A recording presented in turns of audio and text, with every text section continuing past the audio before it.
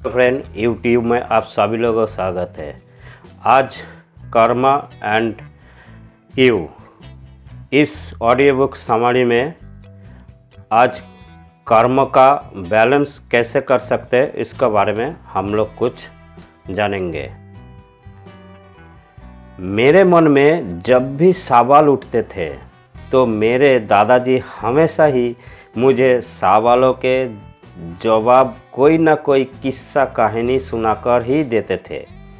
एक बार मैंने उनसे पूछा कि अगर कर्म हमारी ज़िंदगी का वो हिस्सा है जो कभी हमसे अलग नहीं हो सकते, तो जैसे हम कभी अच्छे कर्म करते हैं और कभी बुरे कर्म करते हैं, तो अच्छे और बुरे कर्म में कुछ भी ज़्यादा कम हो सकता है। फिर हम इन्हें बैलेंस कैसे करेंगे? क्या हम अपने कर्मों को बैलेंस कर सकते हैं? इस पर मेरे दादाजी ने बड़े प्यार से मुझे समझाते हुए एक कहानी सुनाई। जैसा कि दादाजी ने बोला, हाँ, कर्मों को कोई भी वैसे ही बैलेंस कर सकता है जैसे अमित ने किया था। अमित एक छोटे से गांव में रहता था और सभी का बहुत चहेता बच्चा था, लेकिन उसकी एक बुरी आदत थी कि वह अपने कामों में ईमानदारी नहीं रखता था। यानी कि वह हमेशा अन्याय के साथ काम करता था। उसके घर वाले, पड़ोसी और दोस्त भी उसे उस आदत के लिए डांटते थे। एक दिन अमित को गांव के सरपंच ने बुलाया और उससे एक ज़रूरी काम को लेकर बात की। सरपंच ने अमित से कहा कि एक बड़े समुदाय की सेवा का काम शुरू होने वाला है और अमित को इसमें शामिल होने के लिए चुना गया है। लेकिन सरपंच ने एक शर्त लगाई और राहुल से कहा कि उसको समुदाय की सेवा करते समय अन्याय और बेईमानी से दूर रहना होगा। अमित ने इस बात को मान लिया, लेकिन फिर धीरे धीरे उसे यह समझ में आने लगा कि उसकी यह आदत इतनी आसानी से नहीं जा रही है और वह हर एक काम में फेल हो रहा है। अन्याय और बेईमानी से दूर रहना उसके लिए मुश्किल था। फिर एक दिन उसने अपने घर वालों, दोस्त और पड़ोसियों से मदद मांगी। सभी ने अमित को समझाया कि समुदाय की सेवा करना उसके अच्छे कामों का एक ज़रूरी हिस्सा है, लेकिन उसे इन कामों से पीछे हटने से बजाय उन्हीं कामों से ईमानदारी और न्याय करना सीखना चाहिए।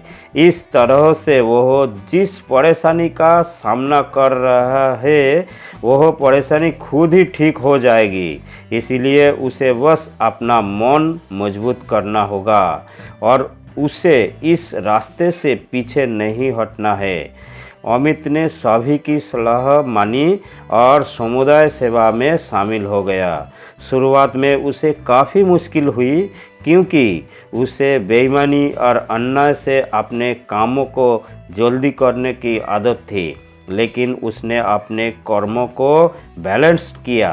पिछले किए सारे गलत कामों के साथ ही अब उसके अच्छे काम मिलकर उसके कामों को बैलेंस कर रहे थे और अमित ने भी अन्याय से दूर रहने की पूरी कोशिश की। धीरे धीरे अमित ने अपने आदतों को बदल दिया और उसने समुदाय की सेवा करते समय अन्याय से दूर रहना सीख लिया।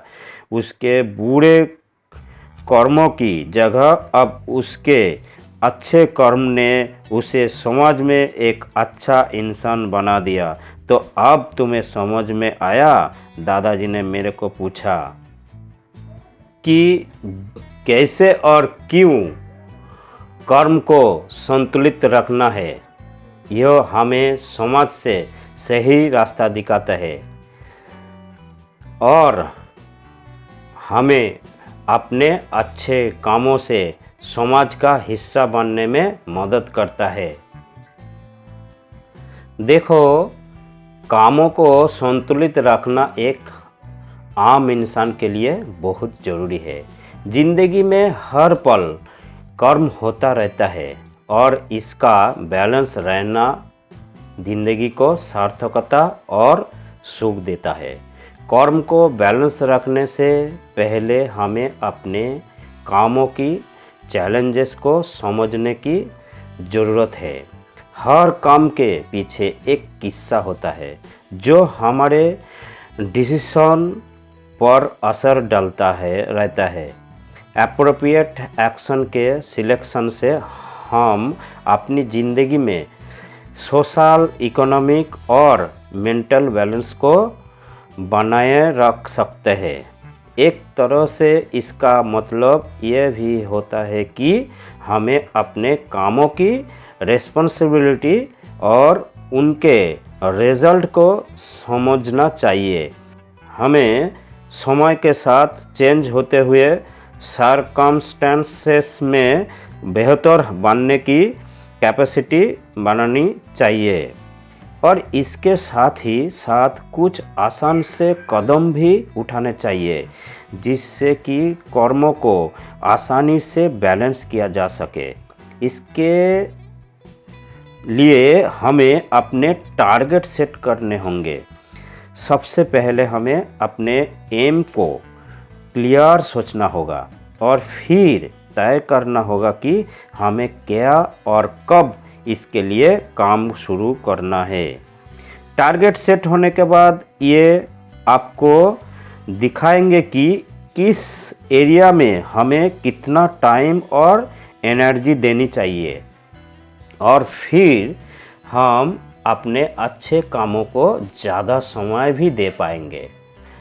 प्रायोरिटीज सेट करना भी बहुत ज़रूरी है क्योंकि अगर हमने ऐसा नहीं किया तो हम हर एक काम में उलझे रह जाएंगे और सही गलत पर ठीक तरह से ध्यान नहीं दे पाएंगे। इसलिए ज़रूरी है कि हम अपनी प्रायोरिटीज़ को सेट करें ताकि हम सबसे अहम कामों पर कंसंट्रेट कर सके। इसके साथ ही टाइम मैनेजमेंट पर भी ध्यान देना होगा क्योंकि समय बीत जाने के बाद दोबारा हाथ नहीं आता और समय की बर्बादी कहीं ना कहीं हमें बहुत नुकसान पहुंचाती है।